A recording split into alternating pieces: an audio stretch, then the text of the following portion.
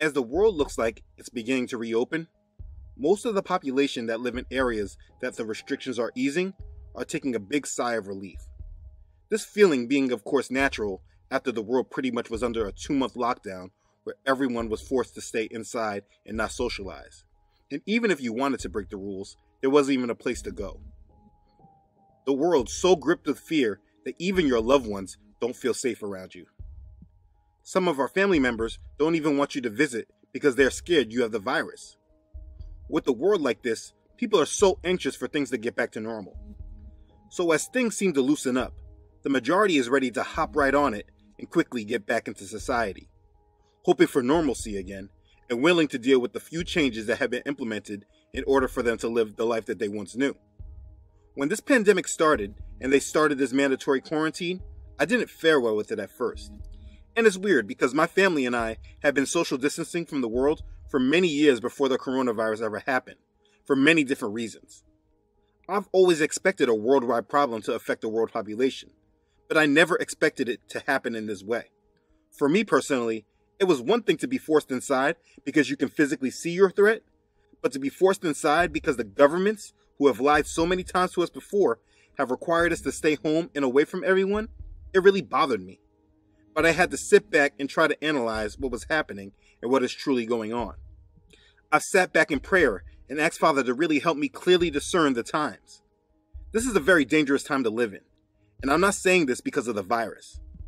We are in a grand social conditioning experiment, and before everyone just tries to jump back into the world, you must really step into this awareness of that fact.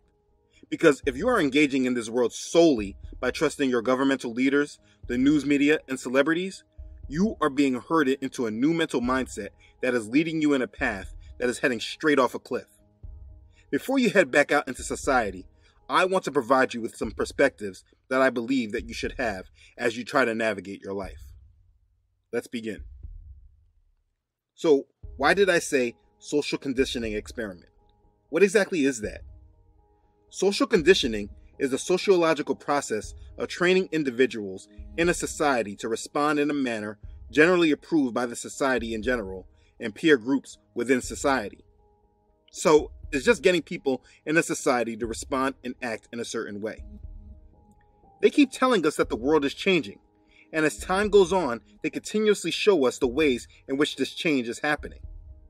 So the first thing that everyone really needs to understand, it really needs to sink in, is that we will not be going back to life as normal. The way of life that we had prior to this virus is slowly transforming. You should not be approaching life today from a mindset as things were just paused for a couple months and now life is about to move on. This is a wrong and dangerous way of thinking. Since the beginning of this crisis, the governments and the media continuously tried to suggest to us that there's going to be new normals. We would hear them say it, but the majority, in my opinion, were not registering it. We are entering a world that will be much more controlled than ever before. There will be a lack of privacy and rights, all in the name of public safety. The job world will be forever changed. Many businesses that existed prior to this pandemic will not be in existence within a year. The way we interact with one another has been totally changed. If you are approaching life in a mindset of trying to get back to normal, you are walking down a dangerous path that will lead you into problems in the near future. Let me just summarize what happened over the last few months. Before the coronavirus, the United States, as a matter of fact, the entire world economy has been in a debt bubble. Now, when you listen to the leaders, they all tell us that the economy was doing great before this happened. But this is extremely far from the truth. Now, I won't get into the debt bubble piece. I have a video specifically about this. Watch that next if you want to understand this more. But the point is that things were not great economically before the pandemic. The world economy was just being artificially manipulated and propped up by cheap and easy money. Even at the time before his election, then candidate Trump knew this was the case. What's going on? Now look, we have the worst revival of an economy since the Great Depression. And believe me, we're in a bubble right now. And the only thing that looks good is the stock market. But if you raise interest rates even a little bit, that's going to come crashing down. We are in a big, fat, ugly bubble. And then he gets elected, never speaks about the bubble again, and ties his whole presidency to the stock market and continued to add to the debt bubble instead. The point I'm getting at is that no matter what, at some point the world economy has to reset and correct. The thing that the leaders of this world have been most concerned with is not the stock market collapse, but the narrative. A narrative is the spoken or written account of connected events, a story. If they allow the economy to collapse, and the narrative was that things went bad because they managed the world economy poorly, they would lose control. So what this virus did is provide a scapegoat so they can build a narrative or story that is centered around the virus and not them. But if you're just being introduced to this understanding, it may be too much for you to process from this brief explanation. I have covered this in other videos that may be able to give you more background info. But here we are with a perfect scapegoat for them, and they are using it now to transform the world. Again, why does the world need to change? Why do they keep telling us that we are moving into a new world? Former President Obama gave a very dismal commencement speech to the graduating high school seniors here in America. And in that hour-long program, it was consistently mentioned that these children were in charge of shaping this new world. Because with so much uncertainty, with everything suddenly up for grabs, this is your generation's world to shape. And they need to be global citizens. These last 12 years of school has prepared you all to go out into the world and be global citizens. It's a mindset change that they are giving to our children. They are telling us the same thing in many different ways, and I am going to keep saying this in different ways. If you are living your life with an expectation of entering the old world, you are going to lose in a very big way.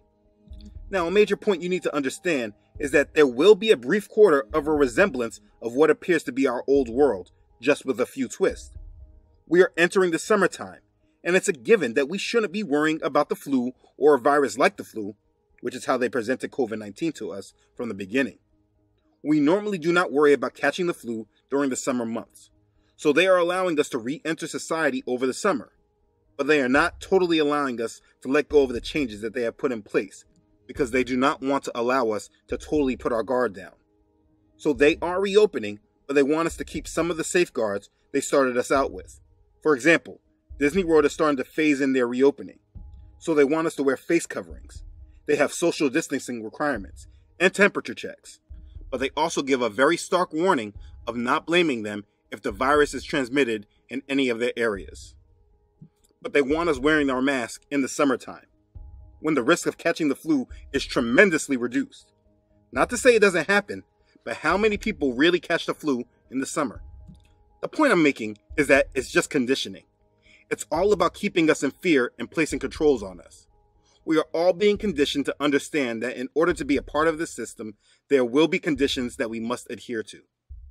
As you re-enter into society, do not get too lackadaisical with your way of thinking. Just because we are all eager to go outside does not mean that you should let your guard down. And I'm not talking about in reference to the virus, but how they will use this virus to reshape our lives.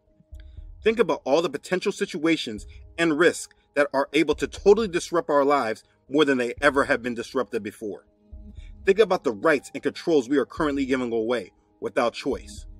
I am not telling you to not go outside and to stay quarantined. What I'm trying to tell you is to be smart about what you do. Use your head. Think. What you need to come to understanding is that the scapegoat of this virus is not going away. And that is easily understood if you just base it on how they keep talking about this virus coming back in the fall. We will have coronavirus in the fall.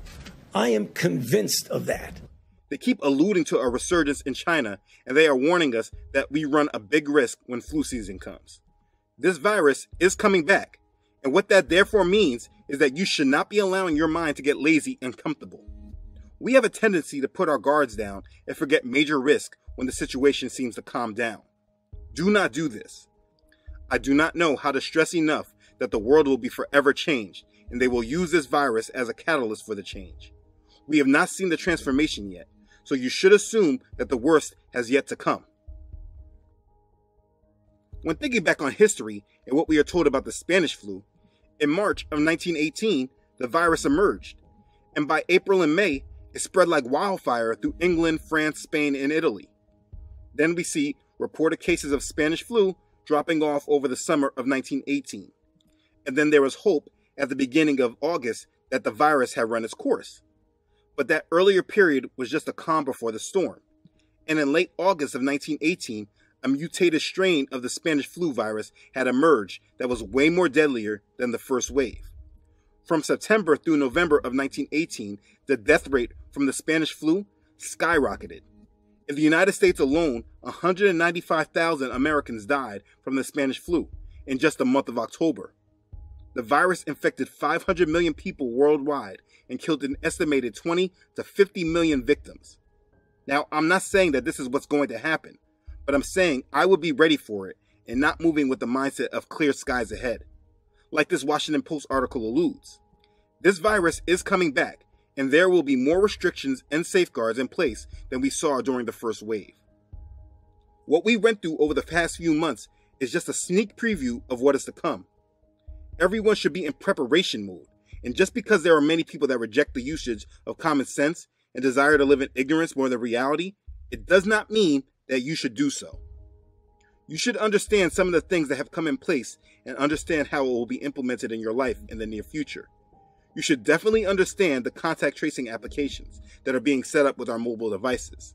There are mobile applications that can enable digital contact tracing on a large scale.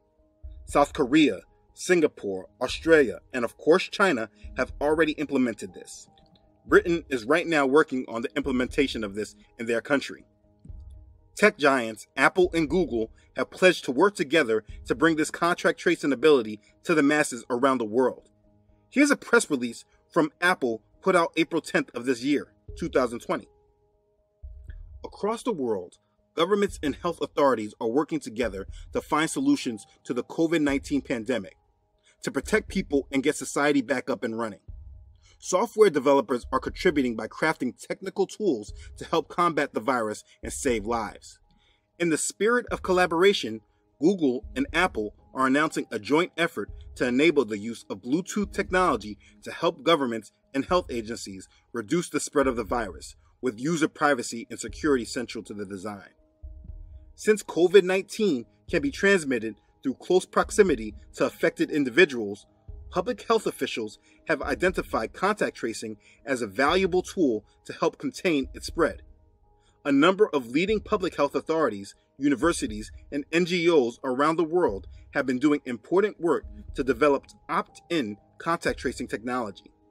To further this cause, Apple and Google will be launching a comprehensive solution that includes application programming interfaces, APIs, and operating system level technology to assist in enabling contact tracing. Given the urgent need, the plan is to implement the solution in 2 steps while maintaining strong protection around user privacy. First, in May, both companies will release APIs that enable interoperability between Android and iOS devices using apps from public health authorities. These official apps will be available for users to download via their respective app stores. Second, in the coming months, Apple and Google will work to enable a broader Bluetooth-based contact tracing platform by building this functionality into the underlying platforms. This is a more robust solution than an API and would allow more individuals to participate if they choose to opt in, as well as enable interaction with the broader ecosystem of apps and government health authorities. Privacy, transparency, and consent are of utmost importance in this effort, and we look forward to building this functionality in consultation with interested stakeholders. We will openly publish information about our work for others to analyze. So you should understand what this all means. Basically, Apple and Google will provide programming in their mobile devices that assists with contact tracing. Have you noticed that sometimes when you download an app on your phone, it asks you if you want to allow it to use Bluetooth? Apps that should have nothing to do with Bluetooth. That's because Bluetooth isn't just allowing your devices to communicate with each other, it's allowing your device to communicate with other people's devices as well. So basically, as you move throughout society, your device will send signals to other people's devices so that if you came in contact with someone that was diagnosed with the virus, your phone would send you an alert and tell you that you need to self-quarantine. The applications also will be able to record where you are and the people that you've been around and in contact with. Just like that clip from Contagion when the doctor was asking Matt Damon's character all those questions. Contact with livestock in any way? Did you keep any pets at home? No. Did she mention seeing anyone who was sick? Anyone on a plane? That was a personal form of contact tracing. Now our devices will do the jobs that these doctors used to, without us even thinking about it. What I provided was an oversimplification of a very complicated system, but it's something that you have to know and understand. It's already been implemented in other countries around the world, and if you just look into what China has been doing, it's very easy to see exactly how far this can actually go and what it may mean for your life. But really, what should it mean to you? I'm certain that people that are gripped with fear by this virus may look at this technology as a good thing. But all this is allowing technology to have more access into our lives. We are letting apps know too much about our lives, where we are, and who we are around. And from this, they are now implementing it into how they will govern our lives. So as you go out and engage in society, it's quite possible that you come around people that have been infected with the virus, and then your phone tells you that you need to self-quarantine. China goes even further, assigning citizens a colour-coded level based on their health condition and travel history, which determines whether they're allowed into malls or public transport, for examples. South Korea's sharing previous movements of COVID-19 patients, which has led to residents being outed for non-COVID-19 related reasons and public shaming. Israel has an app that warns users if they've crossed paths with an infected patient, and Taiwan has introduced a digital fence using smartphone data to enforce quarantines. All novel ideas which perhaps in ordinary times would come under heavier scrutiny where rights issues are concerned. Yvonne Yong, ABC News. And that's scary by itself, but we haven't even thought about what the government enforcement looks like. Understand that the government can force you into quarantine. If you live in a country like China, this statement probably isn't something that shocks you. But here in the United States, most people living here do not completely have this understanding. And if it is able to happen here in the United States, wherever you live around the world, it can happen there too. On the CDC website, you can see clearly that federal isolation and quarantine are authorized for these communicable diseases, and they have listed severe acute respiratory syndromes and flu that can cause a pandemic. This is COVID-19. Large-scale isolation and quarantine was last enforced during the influenza, Spanish flu pandemic in 1918 to 1919. In recent history, only a few public health events have prompted a federal isolation or quarantine orders. According to United States Code Title 42, Sections 264 to 272, any person who violates any regulation prescribed under Sections 264 to 266 of this title, or who enters or departs from the limits of any quarantine station, ground, or anchorage in disregard of quarantine rules and regulations, or without permission of the quarantine officer in charge, shall be punished by a fine of not more than $1,000 or by imprisonment for not more than 1 year, or both. They can imprison you. During the first wave, Trump gave the states the authority to manage the pandemic. But when the second wave comes, you should expect that the federal government will take a much bigger hand in things. They just recently introduced a bill in the House called H.R. 6666. You really can't make this stuff up. This bill lacks a lot of details, but its summarized purpose is to authorize the Secretary of Health and Human Services to award grants to eligible entities to conduct diagnostic testing for COVID-19 and related activities such as contact tracing through mobile health units and, as necessary, at individuals' residences and for other purposes. So they would be giving money to eligible entities, whoever that would mean, to conduct testing and contact tracing through mobile health units, very much like I just explained with the mobile applications. They also will be allowed to go to our residences according to this bill. Now, mind you, this bill has not passed, and not much information is given as to how this would even look. But this needs to be in your mindset that they are even suggesting legislation like this. By the number of the bill, the devil is obviously in the details. In my expectations, I am preparing for the likelihood of this pandemic resembling the Spanish flu as far as the narrative goes. So as restrictions are easing up and people are becoming more relaxed in their expectations, I will continue to keep my eyes open and make sure that I am preparing. But if you are now feeling relieved that restrictions are being lifted, I'm not trying to rain on your parade, but I am making this to stress the importance of standing guard and prepare for the worst and unexpected. Because I can promise you that at some point, the worst and unexpected will be knocking at our doors, and those not prepared mentally, physically, emotionally, and most importantly, spiritually, you will be taken advantage of by wolves. There are so many risks knocking on our door that they are not fully allowing us to completely realize and comprehend, and they keep cooking us like a frog, slowly turning up the temperature without us realizing what is actually happening. Let's take a brief look at all the major risks that are really upon us. Now, the problems I speak of are primarily geared toward the United States, and maybe if you live in other countries, you may feel that it has nothing to do with you.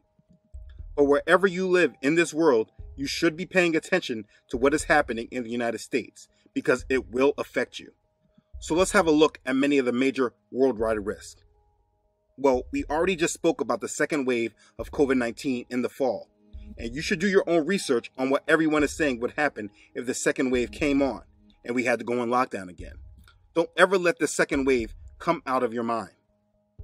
Now, we also have a meat shortage that they have warned of, but it still seems it hasn't been realized yet. Expect the type of famine on the horizon and plan for it. You should also expect a real economic collapse. I can't keep stressing this enough. Don't be fooled by the stock market moves as of recent. They are playing games with you. There are many major insiders warning of a major economic problem ahead. The Federal Reserve Chairman Powell just went on 60 Minutes and told us not to expect things to get back to normal for a while, and told us he could continue printing and pumping money basically into infinity. Well, there's a lot more we can do. We're not out of ammunition by a long shot. No, there's really no limit to what we can do with these lending programs that we have. Fair to say you simply flooded the system with money? Yes, we did. That's another way to think about it. We did. Where does it come from? Do you just print it? We print it digitally. So we as a central bank, we have the ability to create money. Congress is still spending record money and proposing more and more spending, pumping up the debt bubble. Oil was just trading negative in April. We've never seen that before. On Monday, something happened for the first time in history. Oil prices entered negative territory. So what? 36 million and counting have filed for unemployment, and Fed Chair Powell said he could see unemployment reach 25% or higher, which are Great Depression numbers. And your people are projecting what, 20%? 25%? There are a range of perspectives, but those numbers are sound about right for what the peak may be. 25% is the estimated height of unemployment during the Great Depression. Just think not too far back when the market was tanking and how fast all that happened. If you think we are out of the woods, you are not listening. I continuously will harp on this because this is the event that will bring the most change. Don't ever forget about the economic collapse. Now, you should also expect a civil war. People are starting to riot right now. There are reports that the federal government are buying riot gear right now. They've increased security funding, all because of this coronavirus pandemic. The purchase orders include requests for disposable cuffs, gas masks, ballistic helmets, and riot gloves, along with law enforcement protective equipment. People are upset. In Michigan, they are storming the state capitol armed. Hundreds of protesters, some armed with guns, entered Michigan's state capitol in Lansing on Thursday, objecting to Democratic Governor Gretchen Whitmer's request to extend emergency powers to combat COVID-19. And there is always the brewing of social unrest because they are killing unarmed black men. Organizations like the Black Panthers are arming up. It's an obvious provocation. They used us to build the country, and they're going to use us to tear it down. You should expect a problem like this.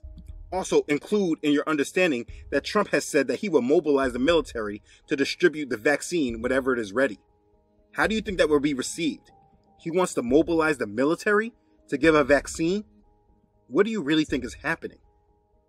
Be ready for confrontation between China and the United States. The rhetoric is heating up on both sides. China has been growing in influence for many years. This is an inevitable conflict that needs to occur in order for the new world to be built. And the propaganda on both sides is heating up at alarming levels. Tensions are rising between the world's two largest economies. Washington and Beijing are sparring over the origin of the coronavirus outbreak and how it was handled. And President Trump has threatened tariffs, and there's been renewed back and forth over the South China Sea. If you're not paying attention to this, you really should. China has been telling their people to prepare for war. And Trump has been doubling down, calling it the Chinese virus, the Wuhan virus, and blaming China on the world stage. This cannot continue for long without some kind of conflict. If you're not being mindful of this, you are not paying attention. Then we have Jordan's King Abdullah promising a massive conflict between Jordan and Israel if Israel annexed the West Bank in July, which they still have been planning. There is also the threat of natural disasters. I mean, it was snowing this year in the month of May. We are being warned, but I don't think everyone is paying attention. Earthquakes are becoming more frequent and getting stronger. Don't forget the wildfires that we have just about every year in the West. And we are approaching a hurricane season in which the hurricane activity is being predicted to be about 140% of a regular season. People that are out of work and are already struggling will not fare well with a bad natural disaster. And one thing we are not thinking about is that we are in an election year. This is the first election season I have ever been in where the election is not being drilled into us consistently. Both campaigns aren't really doing much, and most coverage is negative. Obama has surfaced on the scene and has been speaking very critically of Trump, creating more sparks for a civil war. Eventually, the campaign rhetoric will start coming back into play. Think about what could happen when the second wave occurs and Trump cancels the elections. What do you think that will look like? I'm sure I'm leaving other threats out, but these are just the ones on the top of my mind. I'm not trying to scare you, and I'm not just being pessimistic, but the media is not mentally preparing us, and it's really crazy to me to see so many people ignoring all these real risks and trying to move on with their lives and put this whole world shutdown behind them. An event that we have never seen in the history of this world, a coordinated shutdown of the world, and people are trying to move on from it like it didn't even happen and just deal with the new normal that they are implementing. Now, do not mistake me, because I'm not telling you to walk in fear. I do not fear this virus, and I do not fear all these potential disruptive events either. Being aware and prepared is much different than being scared and fearful. Fear will come from the people that are downplaying all of this and forcing themselves to see what they want to see and not what's really in front of them. When the events happen, they will become fearful and they will run to the wolves for protection. So what am I conveying in this video then? Be prepared. Be prepared. Again, be prepared. I want to keep repeating that over and over until everyone understands. Do not go back into society with the mindset that things are on the path of getting back to normal. Do not have an expectation that things are getting better. I know you have been trained to only think positive and ignore the negatives. But with all the real things that I've mentioned, it's not thinking negatively, it's thinking realistically. Take the time to see your family and friends before the summer ends. It honestly may be the last time that you're able to see them before the second wave hits. Don't worry about shopping and living like you used to, especially if you're not prepared for problems. You have been given time to prepare for more prolonged isolation, and if you choose to play around with this time, it will prove to be a foolish decision. It's always a better feeling to be prepared for problems, even if the problem doesn't occur, rather than not be prepared and it does occur. If that wasn't true, there would never be an insurance industry. Do not go back into society without understanding what they are doing with contact tracing and what that can mean for you in places that you decide to visit. After we were all just in a worldwide shutdown, it should not be hard to get people to understand that they need to be prepared for the unexpected. But unfortunately, it still is. People want to ignore all of this and just be sheeple. I made this video because I wanted to make sure that there was some sound guidance given as they lift restrictions and temporarily reopen the economies around the world, because things are so deceptive today. We are so programmed by the media that we allow them to tell us what to pay attention to and what not to, when we should worry and when we should not, when we should prepare and when we should not. I want to make sure that a sound perspective and presentation of the risk have been presented to whoever our Father sees fit, so that you can move with a sound, sober mind, not drunk from the intoxication of this world. I have made a video about preparing for this world collapse, and all of that information still stands. If you have not seen it, please watch it. It's a little harder to apply today versus if you started earlier, but you still can do it, and you should. Let me make sure it's understood that I am not telling you to stay inside and hide. I don't like being quarantined as much as the next person. All I am telling you is to be smart about what you do and how you do it. Don't ever forget that they are introducing us to their new world order in phases, and we are just coming out of phase 1. And by fall, undoubtedly, we will step into phase 2. I do not want you to be scared or to walk in fear, but to walk in preparation and a sound mind. In the end, being prepared and awake to all this will not matter if you have not gotten on the right team and have not concretely chosen whose side you are on. It's very irritating to me to see people that are awake to all that is going on in this world, but still have chosen to reject our Savior. Because in the end, He is all that matters. This is all about Him. There is no answer without Him. So if you feel overwhelmed, please give it all to Him. At times I do feel overwhelmed by all this evil, and I have to just bring it to Him and ask Him for His peace, because it is really a lot dealing with all this, and seeing all that is happening while also being around so many sheeple that are asleep, or those that say they see these things but drag their feet with making important decisions. It gets to me, and I have to pray often just for peace in dealing with it. So I understand what you may be going through, but in the end, you must give it all to Him. He really is the only answer, and I promise you, He can and will get you through it if you depend on Him. Humble yourselves, then under the mighty hand of Elohim, so that He exalts you in due time, casting all your worry upon Him, for He is concerned about you. 1 Peter chapter 5, verses 6 and 7. Have you ever punished your child for being obedient and listening? Our Father's wrath is not for His people, but for the proud and disobedient, the lawless ones. Cast all your worry upon Him. He understands what you're going through, and if you let Him, He will guide you through. It shall be that everyone who calls on the name of Yahweh shall be saved. Acts chapter 2, verse 21. Call on His name and receive His grace that He provides through belief in His Son whom He sent. Do not let your guard down and fall into the trap of our adversary, the devil. Keep growing in faith and dependency on our Father in heaven. Keep your eyes fixed on Him. He does not want you fixed on worldly things and trying to obtain more of this world. He is giving you the opportunity to come to Him and depend on Him. Make sure you don't take His love and patience with us for granted. Continue to prepare mentally, physically, emotionally, and above all, spiritually. Casting all your cares and burdens on Him, for He cares for us and desires for us to enter in His rest. Please come and enter in. Okay, thanks again for watching. If this has blessed you, please don't forget to like this and share it with others. People really need to know that they need to be prepared. If you have not done so already, please don't forget to subscribe to this channel.